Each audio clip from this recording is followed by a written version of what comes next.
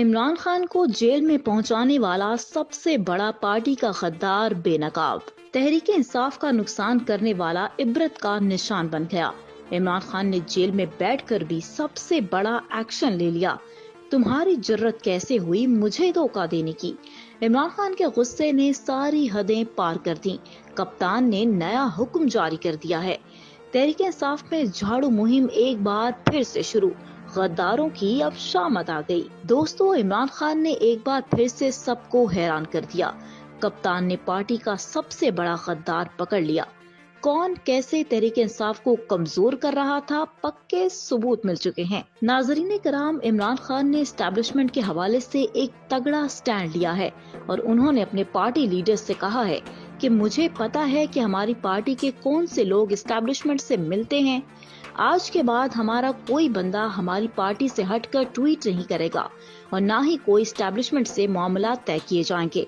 अगर कोई मुझे बाईपास करके उनसे मिला या उनकी पॉलिसी पर चला तो फिर बहुत बुरा होगा। और इसके साथ साथ इमरान खान ने असल में बहुत सारे मामलात में आज क्लैरिटी से बताया है कि मैं साबिका वजीर आजम हूँ, एजेंसियां मेरे नीचे थी, मेरे ताल्लुकात न खत्म हुए न खत्म होंगे, ना तो कोई डबल गेम करने की कोशिश करे और इसके बाद इलेक्शन करवाने ही करवाने हैं। अब असल में इमरान खान का प्लान क्या है, ये अचानक से नया बैकअप प्लान क्यों रखा है। यानी आप देखेंगे कि 9 अप्रैल की रात शहबाज शरीफ की हुकूमत नहीं थी, इमरान खान की थी, मगर क्रैकडाउन शुरू हो चुका था। इमरान खान को पता है कि केयरटेकर इन लोगों ने ही चलानी है, लिहाजा इमरान खान ने प्लान ये किया है कि जो भी एस्टैब्लिशमेंट से मिला है वो बाईपास नहीं करेगा। अहम रुकन को टास्क दिया है कि आपने पॉलिसी रखनी है, अहम रुकन एस्टैब्लिशमेंट के खिलाफ है। दोस्तों, अब इमरान खान ने ये जिम्मेदारी अहम रुकन को दे दी है। असल में कुछ लोग एस्टैब्लिशमेंट से मिलते हैं और बाद में उनकी बात को लेकर ट्वीट करते हैं, जिससे इमरान खान का बयानिया खराब होता है। इसीलिए उन्होंने ये कहा है कि मैं ना बर्दाश्त करूंगा और ना ही ये काम होने दूंगा। दोस्तों, सेनेटर अनवारुल हक काकड़ की पाकिस्तान के 8वें निगरां वज़ीर-ए-आज़म के तौर पर नामजदगी साबिक हुक्मरान इत्तेहादी जमातों समेत तमाम हलकों के लिए सरप्राइज साबित हुई। काकड़ की नामजदगी हैरानकुन होने की कई वजूहात हैं। वो पाकिस्तान की किसी भी बड़ी सियासी जमात के कारकुन नहीं, जो जाहिर करता है कि सियासी एस्टैब्लिशमेंट के अंदर उनकी हिमायत की मजबूत बुनियाद नहीं थी। वो आम लोगों के लिए निस्बतन गैर मारूफ रहे, किसी अवामी हलके से कामयाब भी नहीं हुए।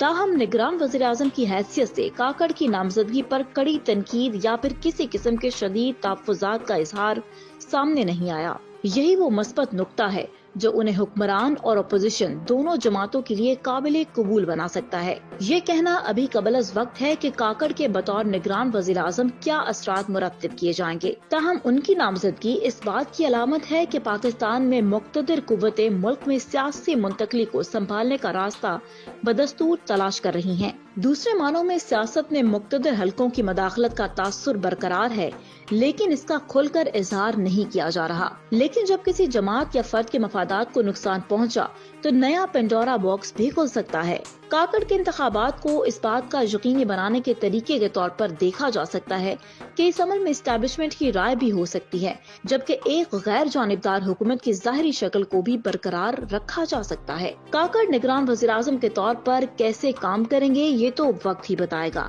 ताहम उनकी नामजदगी पाकिस्तानी सियासत में एक अहम पेशरफ्त है और आने वाले आम इंतखाबात पर इसके बड़े असरात मुरत्तिब होने का भी इम्कान है। निगरान वज़ीर आज़म को सबसे पहले एस्टैब्लिशमेंट के करीबी इत्तेहादी के तौर पर देखा जाता है, जिसने रवायती तौर पर पाकिस्तानी सियासत में अहम किरदार भी अदा किया है। दूसरा, उनका ताल्लुक बलूचिस्तान से है, एक ऐसा सूबा जो कि हालिया बरसों में तशद्दुद और अदम इस्तेहकाम का शिकार है। काकड़ की तकर्री को बलोच अवाम को मुतमईन करने और आइंदा इंतखाबात के दौरान सूबे के पुरअमन रहने को यकीनी बनाने के तरीके के तौर पर देखा जा सकता है। गो के निगरान वज़ीर आज़म की हैसियत से उन्हें वो मौसर इंतजामी इख्तियारात हासिल नहीं होंगे जो कि बलूचिस्तान की महरूमियों का अजाला कर सकें।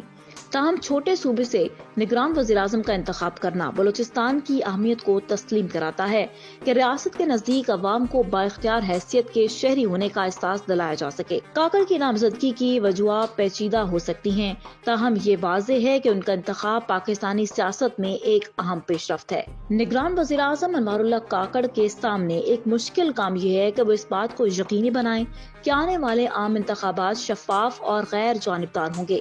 اس کے باوجود بہت سے چیلنجز بھی سامنے ہیں۔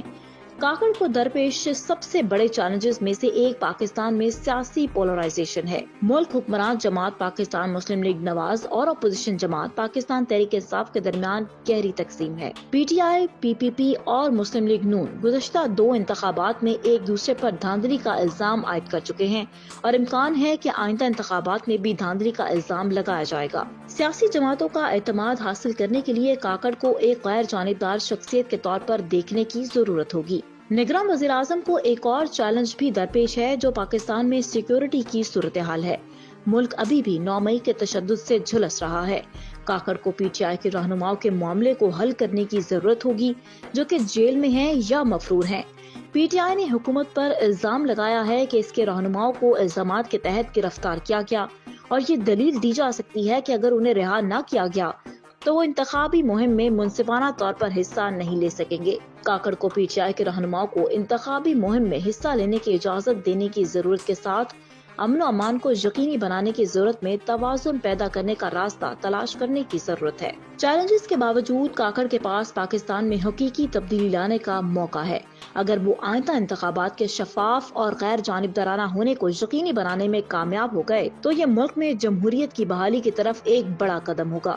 اسے انتخابی عمل میں شامل تمام جماعتوں کے ساتھ اپنے معاملات میں غیر جانبدارانہ، منصفانہ اور پختہ ہونے کی ضرورت ہے۔ اگر وہ ایسا کر سکتے ہیں تو انہیں ایک نگراں وزیر اعظم کے طور پر یاد رکھا جائے گا جنہوں نے پاکستان کی جمہوری تبدیلی میں اہم کردار ادا کیا۔ چیلنجز کے علاوہ کاکڑ کو عام انتخابات کو شفاف اور غیر جانبدار بنانے کے لیے درج ذیل مسائل کو بھی حل کرنے کی ضرورت ہے۔ الیکشن کمیشن آف پاکستان کو آزادانہ اور منصفانہ انتخابات کے انعقاد کے لیے ضروری آزادی اور وسائل فراہم کیے جائیں۔ میڈیا کو سینسرشپ کے خوف کے بغیر انتخابات کی رپورٹنگ کرنے کے لیے آزاد ہونا چاہیے۔ تمام سیاسی جماعتوں کو برابری کی بنیاد پر انتخابی مہم میں حصہ لینے کی اجازت دی جائے۔